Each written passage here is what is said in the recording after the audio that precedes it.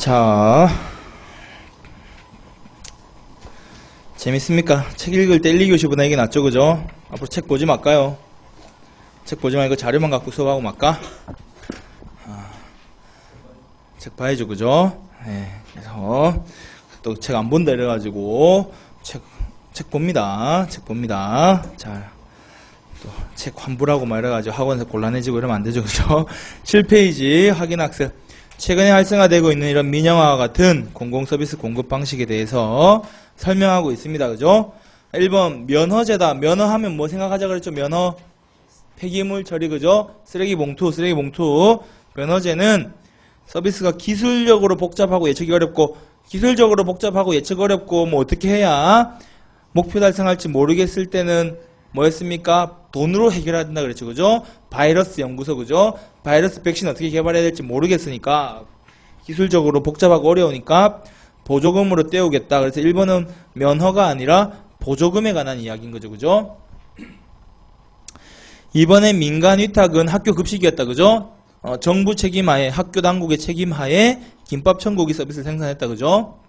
3번 봅시다. 보조금 수취권, 수취권 바우처 방식 이렇게 되어 있습니다. 그죠? 이거는 재분배적 성격을 가집니까? 사회적 약자에게 지급되면 소득 재분배 효과가 있는 거죠. 그죠? 생산자가 아닌 국민한테 바로 지급되는 증서 쿠폰이다.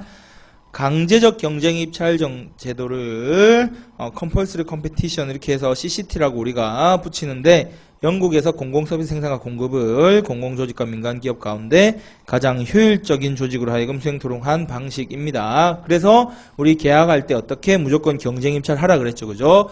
영국은 나중에 책에서 보겠지만 이렇게 1980년대 초반에 대처정부 하에서 공공부문 개혁할 때 강제 경쟁 입찰 시키는 거라. 이때 보통 우리 여기 학교에서는 뭐였죠?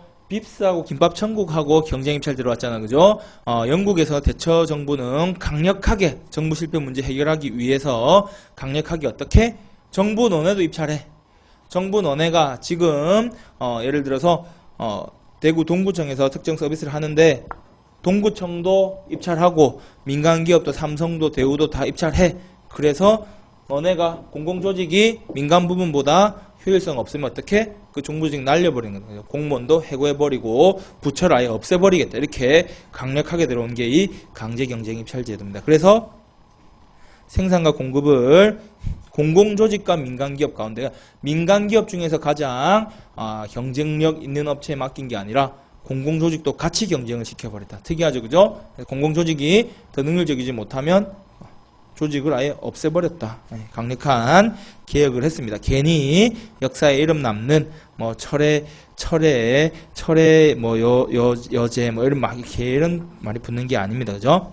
민간 위탁 방식에 대한 설명을 옳지 않은 것은 자원봉사는 서비스 생산과 관련된 현금 지출, 샴푸 사고 린스 산 거는 돈 준다 그랬죠. 그죠? 현금 지출에 대해서는 보상받고 다만 일당이니 월급이니 아닌 직접 보수는 없습니다. 그죠?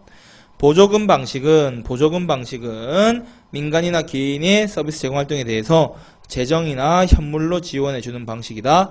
구입증서, 바우처는 시민들이 구입 부담을 완화해 줄 수 있도록 쿠폰을 제공해 주는 거다. 그죠?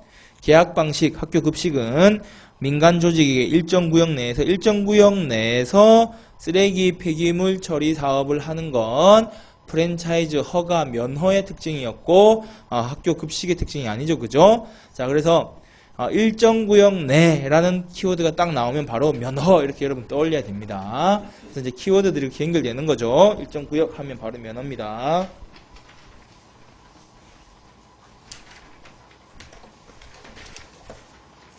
정부가 서비스 수준을 통제하면서 생산을 민간 부분에게 넘겨주는 장점이 있는데 서비스 제공자 사이에 경쟁이 약한 경우에는 이용자 비용 부담이 가중하게 될 우려가 있는 걸 우리가 아까 면허의 단점에서 이렇게 봤었습니다.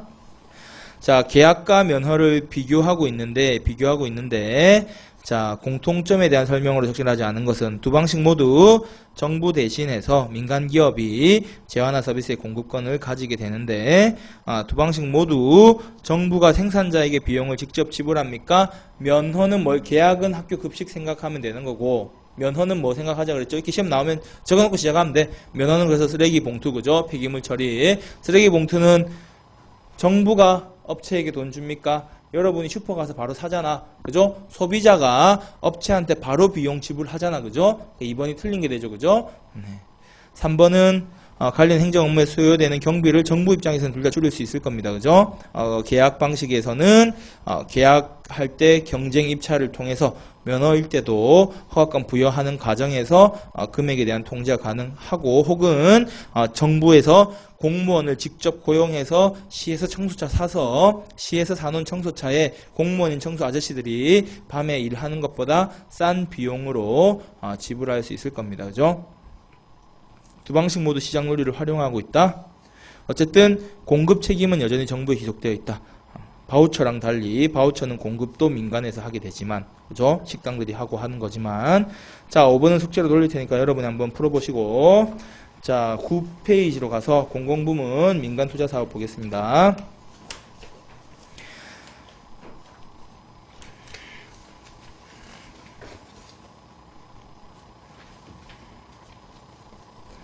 자,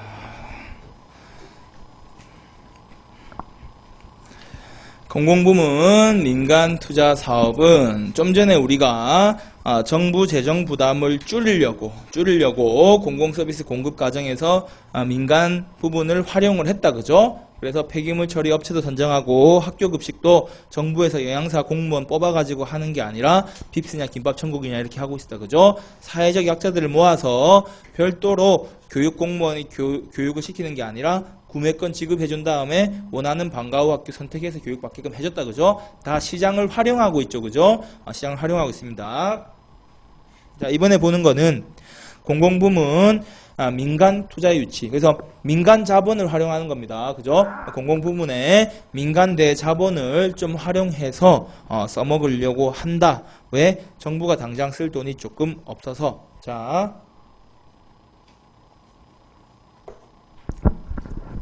그래서 뭐 수업 들으신 분들 요차 얘기했지만 요 부분 들어오면 이제 영어 단어 시험이다 이렇게 제가 얘기를 했습니다. 그죠? 그래서 2000 몇 년에 우리 대구 세계육상 선수권 했죠? 기억 안 나죠? 그죠? 그래서 뭐 내년에 갑자기 또 한다고 칩시다.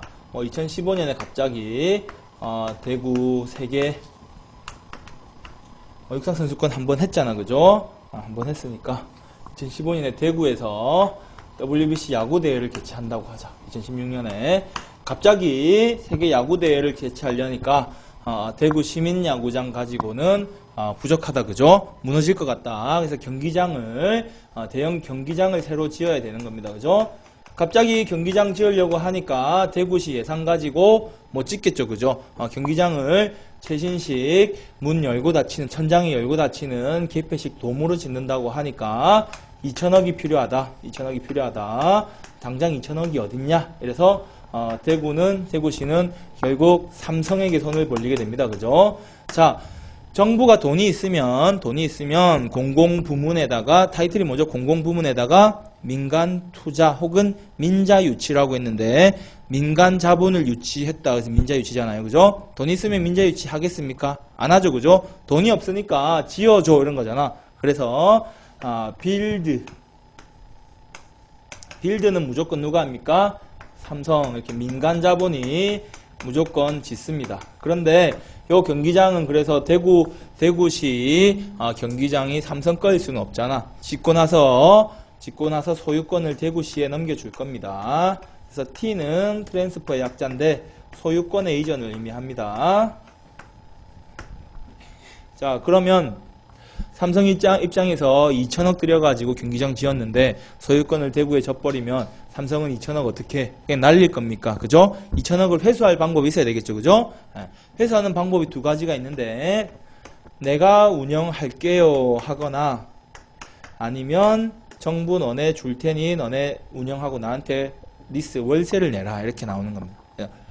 경기장을 졌는데 기왕에 야구장 지은 다음에 이걸 보니까 앞으로 삼성 라이온즈도 여기를 홈으로 쓰면 될 것 같아. 여기서 쓰면서 경기장에 홈플러스도 넣고 영화관도 CGV도 넣고 이렇게 대구 저기 스타디움에 가면 그 들어와 있죠. CGV도 넣고 롯데 시네마도 넣고 롯데리아도 넣고 버거킹도 넣고 이렇게 하면 야구 경기 있는 날에도 잘 팔리고 야구 경기 없는 날에도 사람들이 CGV 영화 보러 오고 이렇게 하면 돈 벌겠다 이렇게 되겠죠. 그죠? 그럼 내가 가만 생각해 보니까 이게 운영하면 훨씬 수익이 크겠다. 2천억 이상 뽑아먹을 수 있겠다. 그래서 삼성이 판단했더니 1년에 200억씩 벌 수 있겠다. 정부랑 그러면 협의를 하겠죠. 그래서 정부랑 15년 임대 계약을 하겠다. 15년간 우리가 운영할게. 이렇게 하면 우리가 3천억 뽑아 먹으면 2천억 쓰고도 1천억 더 벌 수 있는 거잖아. 그죠? 이렇게 이제 계약을 맺어서 사업성이 있다고 판단되면, 사업성이 있으면 이 민간 자본이 우리가 운영할게요. 운영하고 리스크도 우리가 떠안을게요. 이렇게 해서 했는데 실제 해보니까 1년에 200억 못 벌고 50억밖에 못 벌더라. 그래서 750억 하면 막 1000몇백억 날아가는 거죠. 책임도 우리가 리스크도 떠안을 테니 운영할 수 있게 해줘 하는 게 오퍼레이션 운영권이고, 가만 봤더니 삼성 라이온즈는 여기 안 가고 다른 데서 쓸 것 같아. 사람들이 새로 지은 야구장이 칠곡 저 안에 산속에 경기장 부지가 생겨가지고 평소에 사람들이 멀다고 안 온다.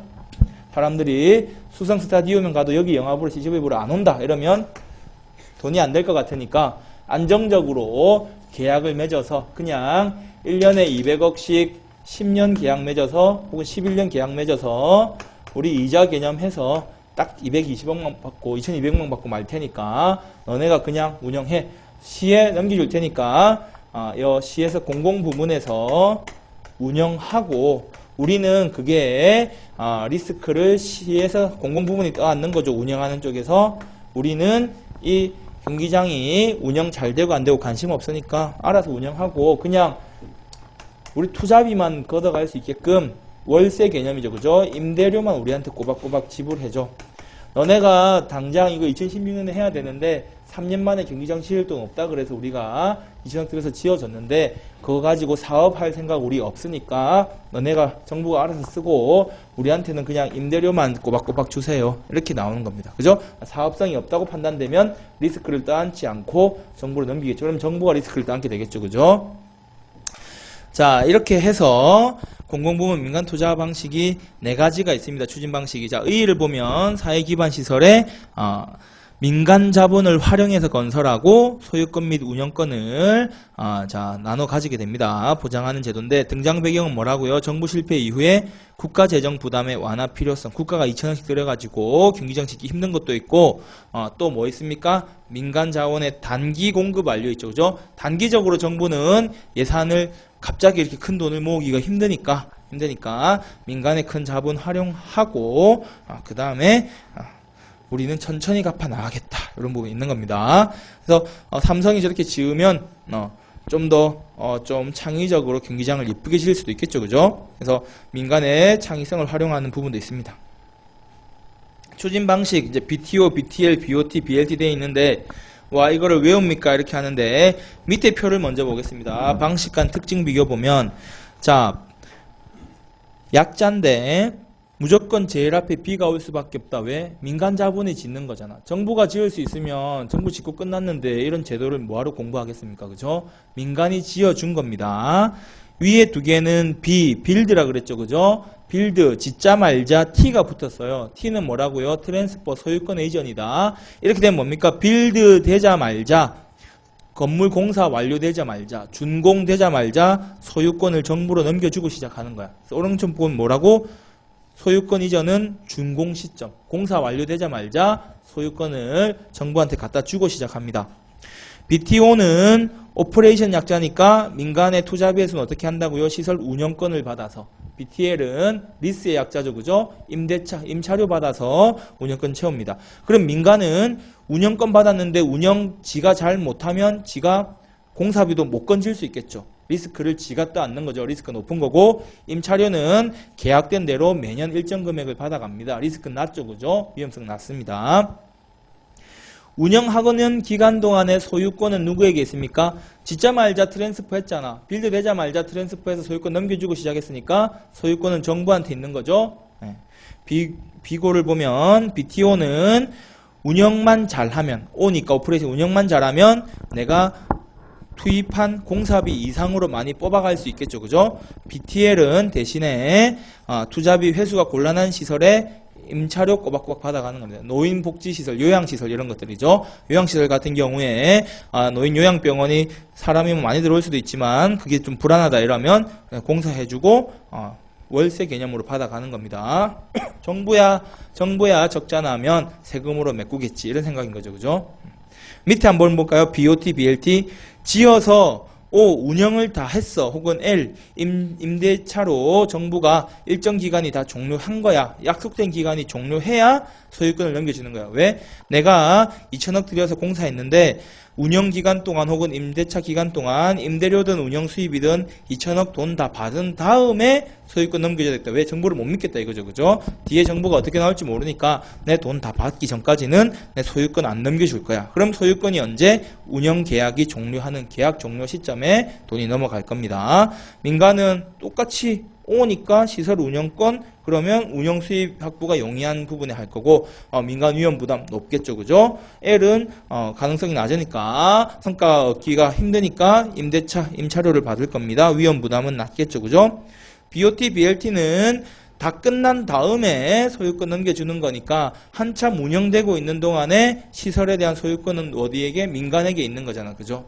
이렇게 놓고 보니까 각각 BTO, BTL 막 내용이 나와 있는데 각각 하나하나 위에 추진 방식을 하나하나 외울 게 아니라 이렇게 영어 단어처럼 밑에 표를 이해하고 나면 그 내용을 풀어 써놓은 게 위에 표입니다. 그죠? 복습하면서 한번 읽어보십시오. 이렇게 하면 딱히 행정학 시험이 아니라 영어 단어 시험이죠. 그죠? 영어 단어 시험입니다. 복습하면서 한번 확인해 보세요. 자, 다음 페이지 넘어가서 문제 한번 풀어볼게. 밑에 거 문제 한번 보자. 밑에 거. 자, 2012년 국가직 9급 시험 문제. 새로운 공공서비스 공급 방식으로 BTO, BTL을 비교했다. 자, BTO, BTL, 빌드. 민간이 했죠. 그죠? 삼성이 지어졌을 거야. 짓자 말자 T 하고 시작했죠. 둘 다. 짓자 말자 소유권 넘기고 시작했죠. 그러면 니은번 봐봐. 한참 운영하는데 운영이 오퍼레이션 하든지 리스 하든지 간에 어쨌든 소유권은 누구한테 있습니까? 짓자 말자 T 하고 시작했잖아. 그죠? 둘 다 소유권은 정부한테 이미 넘어갔죠? 정부한테는 소유권 넘어준 다음에 내 공사비 뽑아 먹는데 운영하느냐 임대차 하는 거잖아. 그죠? 그러니까 소유권은 둘 다 정부인 거다. 그죠? 실제 운영 주체는 민간이 운영하거나 아니면 L 임대차 방식은 정부가 운영하고 민간은 어떻게 매달 월세 받아가는 거다. 그죠? 임차료 받아가는 거다. 그죠? 그래서 투자비 회수 방법이 사용료냐 임대료냐인 거고 소유권은 짓자 말자 준공되자 말자 트랜스포 하고 시작한 거죠. 그죠? 이렇게 보면 될 겁니다. 자, 1번 문제도 마찬가지로 1번 지문 볼까요? 자, 옳은 것을 물어보는 겁니다. 옳은 것을. BTO다. 지어서 소유권 넘겨준 다음에 돈 될 것 같으니까 내가 운영하는 거죠. 최종 수요자에게 사용료를 부과해서 일반 이용자죠. 그죠? 시민한테 사용료 부과해서 투자비 회수가 쉬울 때 O 하는 거고 투자비 회수 안 될 것 같으면 정부 네가 운영하고 나한테는 L. 그죠? 임차료 달라는 거죠. 월세 달라는 거죠. 2번 보자. 민간의 투자 자금으로 사회 간접 자본을 건설해서 소유권을 민간이 보유한 채로 민간이 사업을 운영합니까? 짓자 말자 T 했는데 짓자 말자 트랜스포 했는데 소유권을 민간이 가지고 있을 수 있습니까? 정부한테 넘겨주고 시작한 거잖아. 그지? 3번 BOT는 민간이 공공시설 건설해서 소유권을 이전한 다음에 운영했습니까? O가 먼저 들어왔잖아. 그죠? 운영 다 해서 투자비 다 회수하고 계약기간 끝나면 그때서야 넘겨주겠다는 거잖아. 정부 못 믿어서. BLT는 뭡니까? 투자자금으로 건설해서 시설을 정부가 운영하고 민간한테는 월세 주는 거죠. 임대료를 지불해 주는 방식이다. 운영 종료 시점에 계약 끝나는 시점에 비로소 정부가 소유권을 받게 된다. 4번이 맞는 표현이죠. 그죠? 이렇게 보시면 됩니다. 그래서 3번 문제는 여러분에게 자, 3번 문제는 좀 다른 측면이니까 봅시다. 임대형 민자사업, 좀 전에 봤던 이런 사업에서 효과가 아닌 것은 재정 부담의 세대 간 이전을 통해서 미래 세대가 금전적 부담 없이 시설에 대한 혜택을 볼 수 있는 게 아닌 거죠.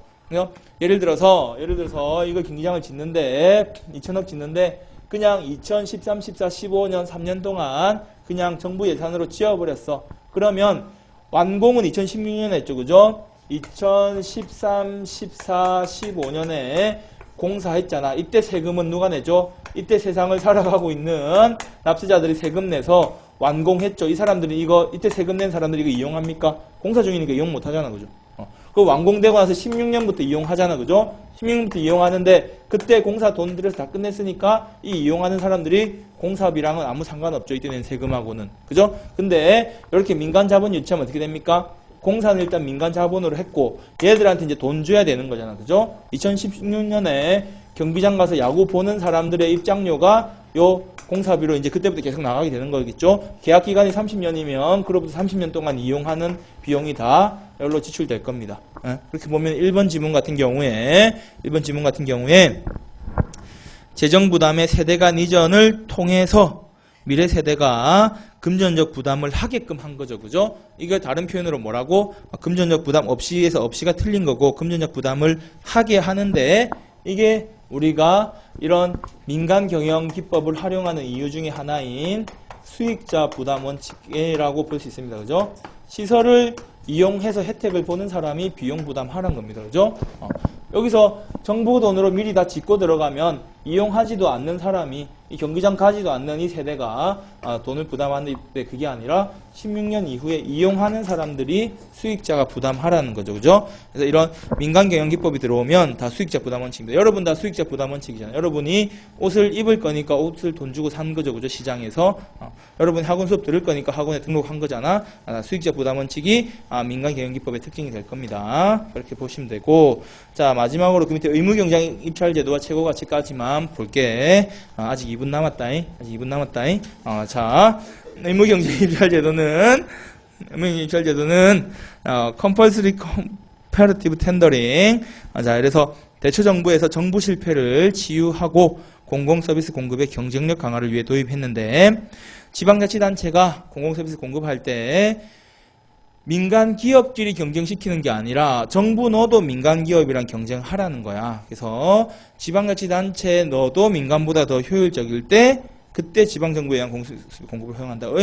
우리로 치면은 예전에 이제 지방자치단체에서 아까 쓰레기 청소차 운영할 때 민간 단체보다 쓰레기 폐기물 처리 사업을 하는 사업체보다 예를 들어 동구청에 환경위생과에서 옛날에 주로 이렇게 했었죠. 그죠? 환경위생과 이래가지고 청소차 운영했는데 환경위생과에서 쓰레기 처리하는 거 하고 뭐 동구용역 이런 데서 쓰레기 처리하는 거 하고 비교해봤더니 동구용역이 훨씬 경쟁성이 있다 이렇게 하면 동구용역 이용하면서 환경위생과에서 원래 쓰레기 처리 업무 담당하던 조직을 없애버리라는 겁니다. 그죠? 굉장히 강력한 제도죠. 그죠?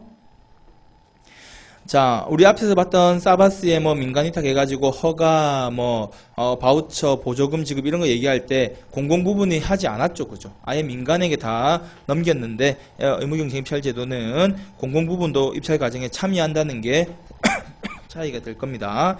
요렇게 한 20년 운영했더니 뭐가 문제가 됐냐면, 기준이 이때는 뭡니까? 정부 실패를 치유하고 정부 재정 문제를 해결해야 됐기 때문에 경쟁력 있다 없다를 다 뭘로 판단했습니까? 가격으로 판단한 거야. 값 싸면 다 경쟁력 있다 이렇게 본 거야. 가격이 낮을수록 그래서 무조건 낮은 가격에 입찰하면 다 당첨된 겁니다. 그죠? 그렇게 하다 보니까 공공서비스 공급에서 품질이 떨어지는 문제가 생기더라. 그래서 토니 블레어 정부 돼가지고는 이름을 바꿨죠. 베스트 밸류라고 이름을 바꿨습니다. 그래서 이제 품질이 중요하다. 그래서 매년 성과 평가해서 공급 수준의 품질을 고려하겠다는 겁니다.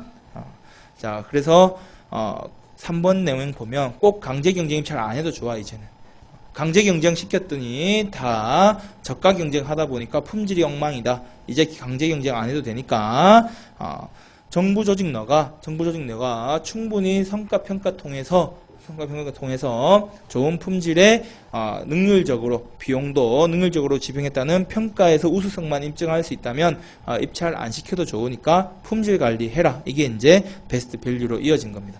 최근에 지나친 이런 가격 경쟁이 공서비스 품질 떨어뜨렸다는 문제 때문에 그렇습니다.